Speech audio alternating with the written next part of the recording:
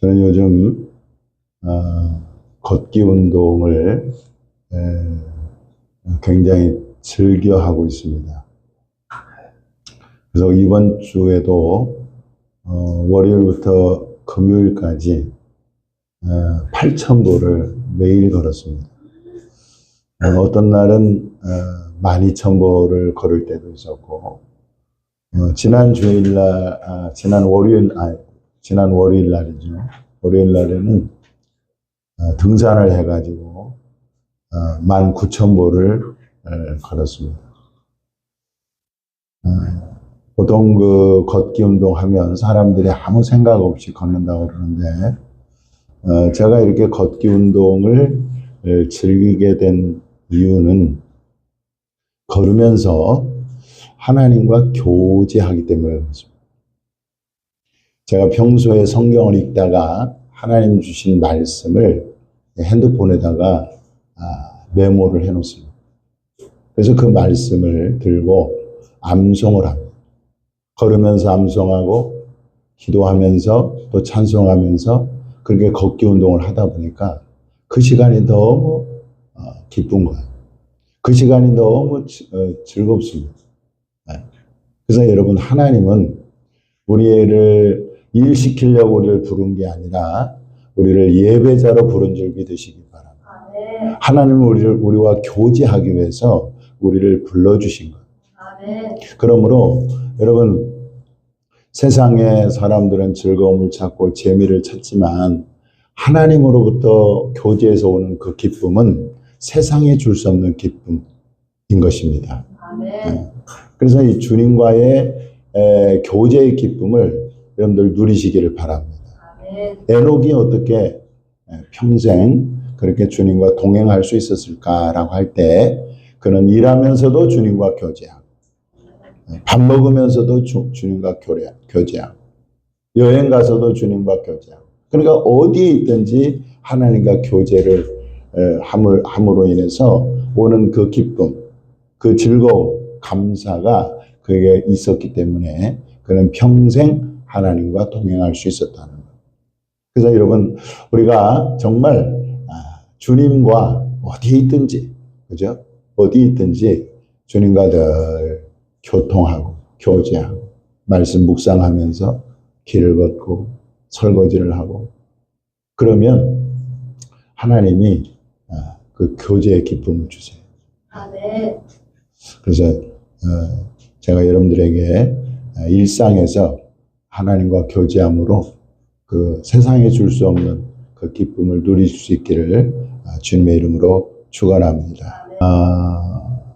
아담의 타락 이후로 인류의 역사는 죄악의 역사라고 이렇게 말할 수 있습니다. 노아 시대 때 인류는 홍수로 하나님의 심판을 받았습니다.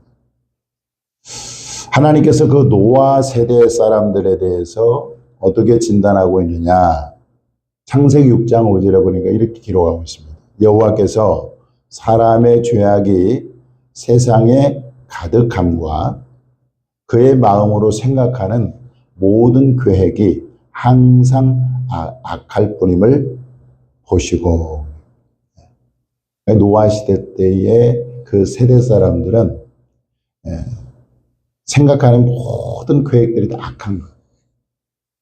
그래서 죄악이 세상에 가득 찼습니다. 하나님이 더 이상 두고 볼 수 없을 만큼 그렇게 죄악이 가득했습니다. 그래서 하나님이 홍수로 노아 시대를 심판하셨어요. 또 하나님의 불과 유황으로 심판받은 도시가 나옵니다. 창세기 18장에 보면 소돔과 고모라 성이 나오는데, 이 소돔과 고모라 성은 불과 유황으로 심판을 받았어요. 그런데 하나님이 그 세대 사람들에 대해서 어떻게 진단하고 계시느냐, 어떻게 증거하고 계시느냐 할 때 창세기 18장 20절에 보면 여호와께서 이르시되 소돔과 고모라에 대한 부르짖음이 크고 그 죄악이 심히 무거우니 우리가 잘 아는 것처럼 소돔과 고모라 성은요, 이 동성애가 만연된 그런 성적 타락한 도시였습니다. 그래서 하나님이 불과 영으로 심판을 심판을 했다는 거예요. 자, 여러분들 노아 시대를 거치고 소돔과 고모라 시대를 거치고 그 다음에 이어진 세대들은 그러면 그런 심판을 받았으면 좀 나아졌느냐? 전혀 나아지지 않았다. 자, 소돔과 고모라 세대를 지나서 예수님의 세대까지 왔습니다. 예수님의 세대는 좀 나아져야 되는데 전혀 나아지지 않았다. 오늘 본문에 예수님이 그 예수님 당시의 세대를 뭐라고 규정하고 있습니까? 음란하고 죄 많은 세대다. 자, 노아의 세대도 죄악에 관영한 세대였고 소돔과 고모라 세대도 죄악에 관영한 세대였습니다. 그런데 예수님 세대에 왔을 때도 역시 사람들은 음란하고 죄 많은 세대라고 예수님은 그렇게 진단하고 있습니다. 자, 예수님 세대만 그러면 음란하고 죄 많은 세대느냐? 자, 예수님이 오신 이후에 2000년이 지났습니다. 오늘날은 우리가 살고 있는 이 시대는 과연 좀 나아졌느냐? 그렇지 않다는 거죠. 이 세대도 여전히 음란하고 죄 많은 세대라는 것입니다.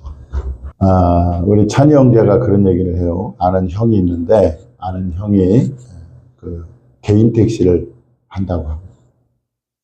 그 야간에 이렇게 여러 손님을 태우다 보면 젊은 아가씨들도 태우고 그러는데 그 젊은 아가씨들이요. 그 찬이 씨가 알고 있는 그 형에게 그렇게 유혹을 한다. 젊은 아가씨들이 그러다.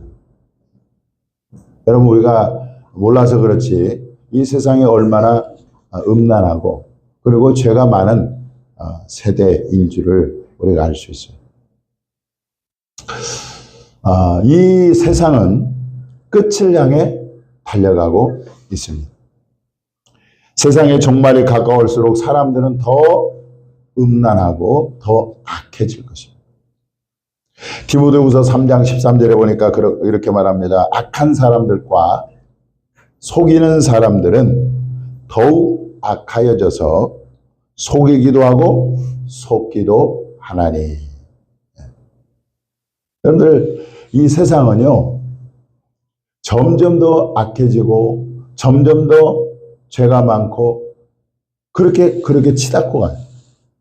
예수님께서 내가 다시 오신다 그랬는데 뭐라고 말씀하시느냐? 내가 올 때 마치 노아의 때와 된 것과 같이 인자의 때에도 그러하리라. 그러니까 예수님의 재림 때가 바로 노아 시대의 때와 같다는 거예요. 또 예수님의 재림의 때가 바로 노세 때와 같다. 노세 때가 뭡니까? 아까 소돔과 고모라가 나오잖아요. 그렇게 노아의 때와 같고 내가 재림할 때 노세 때와 같다. 그 말은 뭔 말입니까? 이 세상이 이제 하나님의 심판이 내릴 만큼 죄악이 가득 차게 된다는 것을 말씀하고 있습니다. 여러분들 우리가요 지금 어느 시대를 살고 있느냐 어느 세대를 살고 있느냐라고 할 때 음란하고 죄 많은 세대에 우리가 살고 있다는 것을 우리는 알아야 합니다. 베드로 사도는 오순절 성령 강림이 있을 때 그 오순절 유대인의 최대 명절 아니겠습니까? 세계 각국에 모여든 14나라에서 온 그 사람들에게 이렇게 설교를 합니다. 너희가 이 패역한 세대에서 구원을 받으라. 너희가 이 패역한 세대에서 구원을 받으라. 여러분 우리도 마찬가지입니다. 우리가 이 음란하고 죄 많은 세대에서 우리가 구원받아야 될 줄 믿으시기 바랍니다. 이 죄 많은 세대, 음란한 세대에 우리가 같이 둥글만 안 돼. 같이 동화되면 안 돼. 우리가 거기서 탈출하고 거기서 나와서 우리도 역시 구원을 받아야 된다. 계시록 18장 4절에 보니까 내가 또 들으니 하늘로부터 다른 음성이 나서 이르되 내 백성아 거기서 나와 그의 죄에 참여하지 말고 그가 받을 재앙들을 받지 말라. 여러분들 음란하고 죄 많은 세대 우리가 지금 살고 있어요. 이 음란하고 죄 많은 세대는 더 음란해지고 더 악해질 것입니다. 그래서 결국 하나님의 재앙이 심판이 임하게 될 터인데 주님은 우리에게 권고합니다. 내 백성아 거기서 나와 그 죄에 참여하지 말고 그가 받을 재앙들을 받지 말라 그렇게 말씀합니다. 그래서 여러분 우리는 이 세대를 본받지 말고 이 세대에서 나와서 음란하고 죄 많은 세대에서 나와서 우리가 구원받아야 될 줄 믿으시기 바랍니다. 자, 이 음란하고 죄 많은 세대는 기본적으로 복음을 부끄러워하는 세대입니다. 복음을 부끄러워해요. 그래서 로마서 1장 28절에 보면 그들의 마음에 하나님 두기를 싫어한다 말씀. 여러분들 사람들 마음에요 하나님 두기를 싫어합니다. 제가 지난 주일날도 인용을 했습니다마는 17세기 영국의 청교도 토마스 포스터는 이런 말을 했습니다. 만약 투표로 결정할 수 있다면 그들은 하나님을 이 땅에서 내쫓아 하늘에 가두기로 결의할 것이다. 사람들은요, 하나님이 자기들에게 개입하는 것을 원치 않아요. 그 마음에 하나님들을 싫어합니다.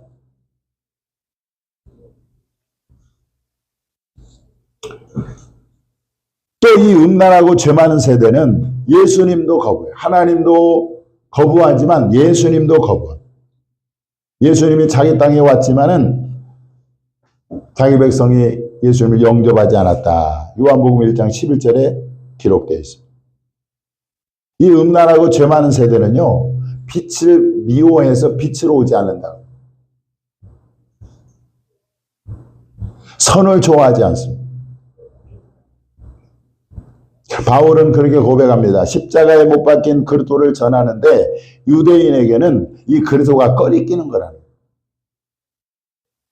그래서 유대인들은 기독교인들에 대해서 상종하지 않았어요. 꺼리끼는 거, 예수를 믿는 것이 꺼리끼는 건데 예수님 믿는 사람과 상종하겠습니까?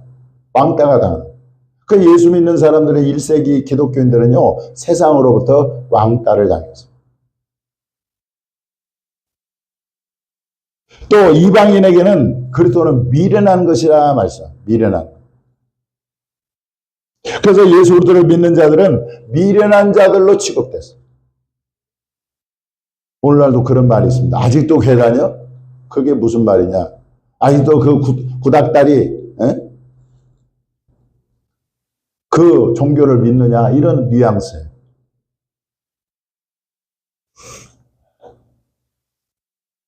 여러분들 사도행전 2장에 보면은요. 초대교회 성도들 120명이 마가의 다락방에 모여서 하나님께 기도해가지고 성령 충만을 받습니다. 그래서 그들이 그 14나라에서 온 각 나라의 언어로 새 방언을 말해요. 그랬더니 그 모습을 본 어떤 사람들이 그 제자들을 조롱합니다. 새 술에 취했다고 조롱을 하는 거예요. 그런데 오늘날도 마찬가지입니다. 얼마나 많은 사람들이 기독교에 대해서 조롱하는지 몰라요. 그래서 이 음란하고 죄 많은 세대는 하나님을 거부하고 예수를 거부하고 복음을 조롱하고 기독교를 조롱하고 그런 세대에 우리가 살고 있는 거예요. 자, 그러다 보니까 여러분들 믿는 사람들 중에도요. 자기가 예수 믿는 것을 숨기는 사람들이 있어요. 예수님 당시에도 그랬습니다. 요한복음 12장 42절에 보니까 그러나 관리 중에도 그를 믿는 자가 많되 바리새인들 때문에 드러나게 말하지 못하니 이는 출교를 당할까 두려워합니다. 예수 믿는 거를 드러내잖아요. 고백하잖아요. 그러면 그 유대 사회에서 추방되는 거예요. 추방. 그러니까 어떻게 합니까? 자기에게 불이익이 오니까 어떻게 해요? 그걸 숨기는. 예수 믿는 것을 숨기는. 또 어떤 사람들은 예수 믿는 것을 부끄러워했다는 거예요. 부끄러워. 그렇지 않겠습니까? 예수 믿는 것은 꺼리끼는 것이고 예수 믿는 것은 미련한 것이고 예수 믿는 것은 다 바보라고 생각하는 사회 분위기 속에서 당당하게 내가 예수 믿는다고 말하는 사람 있는가 하면 어떤 사람들은 예수 믿는 것을 숨길 뿐만 아니라 부끄러워하는 사람들이 있습니다. 그 예수님 오늘 본문에 그러잖아요. 나와 내 말을 부끄러워하면 그래. 이 말은 뭔 말이에요? 사람들 중에 이 복음을 예수님을 부끄러워하는 사람들이 있었다는 거예요. 여러분들은 어떻습니까? 복음을 부끄러워하지는 않습니까? 예수 믿는 것을 부끄러워하지는 않습니까?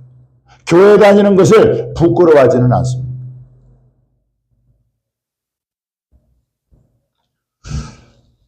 여러분 왜 사람들이 예수 믿는 것을 부끄러워할까요? 왜 교회 다니는 것을 부끄러워할까요? 그것은 예수님을 만난 체험이 없기 때문에 그래요. 예수님을 만나고 예수님을 발견한 사람은 이 세상 전부를 팔고서라도 가져야 할 보화로 예수님을 여기는 것입니다. 근데 예수님이 만난 체험이 없기 때문일까? 세상 풍조에 편성해서 사람들이 기독교를 조롱하고 예수 믿는 사람들을 부끄럽게 생각하니까 거기에 편성해서 나도 교회 다니는 것을 부끄럽게 여기고 복음을 부끄럽게 여기는 사람들이 있다. 예수 만난 체험이 확실한 사람은 예수와 복음 때문에 받는 환난과 박해를 오히려 기뻐한다는 것입니다. 아, 내가 예수님 믿는 것 때문에 이렇게 박해를 받는구나. 미움을 받는구나. 오히려 그걸 기뻐한다는 거예요. 예수님 말씀합니다. 마태복음 11장 12절에 나로 말미암아 너희를 욕하고 박해하고 거짓으로 너희를 거슬러 모든 악한 말을 할 때에는 너희에게 복이 있나니 기뻐하고 즐거워라. 하늘에서 너희 상이 클미라. 이 예수님의 말씀을 이 사도들이 받고 어떻게 합니까? 사도들이 그 이름 때문에 능욕받는 일에 합당한 자로 여김을 기뻐하면서 공의 앞을 떠납니다. 사도들도 채찍질을 당하고 감옥에 갇히기도 하고 그런데 그것을 오히려 기뻐했다는 거예요. 바울은요 이렇게 말합니다. 로마서 1장 16절에 내가 복음을 부끄러워하지 아니하노니 이 복음은 모든 믿는 자에게 구원을 주시는 하나님의 능력이 됩니다. 바울은 주님을 만난 예수님을 직접적으로 만난 경험이 있어요. 그래서 이 예수야말로 모든 인류를 구원할 구원자라는 것을 그는 확신하고 이 복음을 부끄러워하지 않고 복음을 담대하게 전했던 것입니다. 저와 여러분이 정말 예수 만난 체험이 있기를 바랍니다. 그래서 이 음란하고 죄 많은 세대에서 이 복음을 부끄러워하지 않고 오히려 예수 믿는 것을 자랑스럽게 여길 수 있는 그런 담대함이 우리 모두에게 있기를 주님의 이름으로 축원합니다. 여러분, 복음이 전부일 때가 전부가 될 때가 다가오고 있어요. 사람들은 지금은 믿음을 무시하고 신앙생활하는 것을 무시하고 또 교회 다니는 것을 무시하고 예배드리는 것을 소홀히 하고 이러지만은 그러나 이것이 귀한 진가를 발휘를 할 때가 온다는 거예요. 그 믿음을 지키고 예배를 드리고 기도하고 전도하고 이 모든 것들을 인정받을 때가 오고 있는 것입니다. 그때가 언제냐? 바로 예수님이 다시 오실 때. 오늘 예수님 본문에 뭐라고 말씀합니까? 인자가 아버지의 영광으로 거룩한 천사들과 함께 올 때에. 여러분, 예수님은 다시 오십니다.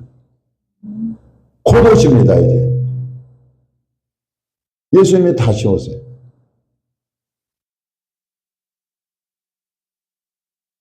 아버지의 영광으로 다시 오시고 거룩한 천사들과 다시 오실 거예요.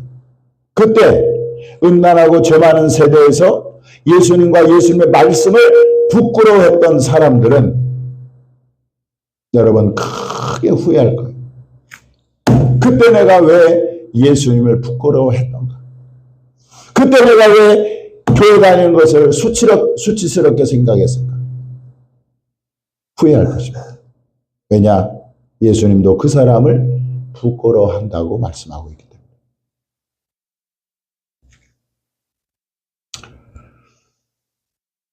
예수님께서 함께 오실 때에 이 음란하고 죄 많은 세대에서 예수님과 예수님의 말씀을 부끄러워하지 않고 그 말씀에 순종하며 따랐던 사람들에게는 예수님으로부터 큰 칭찬과 영광과 존귀를 얻게 될 줄 믿으시기 바랍니다. 베드로전서 1장 7절에 보니까 너희 믿음의 확실함은 불로 연단하여도 없어질 금보다 더 귀하여 예수 그리스도께서 나타나실 때에 칭찬과 영광과 존귀를 얻게 할 것이니라 말씀하셨습니다. 말씀의 결론입니다. 우리는 지금 음란하고 죄 많은 세대에 살고 있습니다. 이 음란하고 죄 많은 세대는 기본적으로 하나님을 싫어하고 예수를 거부하고 복음을 조롱하는 그런 세대예요. 그런 세대 가운데 우리가 지금 신앙생활을 하고 있는 거예요. 그럴 때에 여러분, 내가 예수 믿는 것을 부끄럽게 생각하고 한다면, 내가 예수 믿는 것을 숨기고 싶다고 한다면, 그것은 나중에 주님으로부터 그야말로 책망받을 일이죠.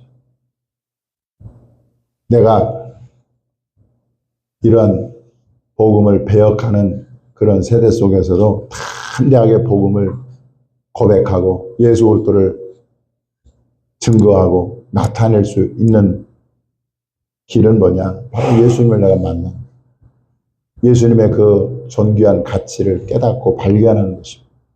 그럴 때 어떤 상황 속에서도 내가 예수님을 믿는 것을 고백할 수 있는 그런 담대함이 우리에게 있는 것이죠. 복음을 부끄러워하지 않는 저와 여러분이 될 수 있기를 주님의 이름으로 축원합니다.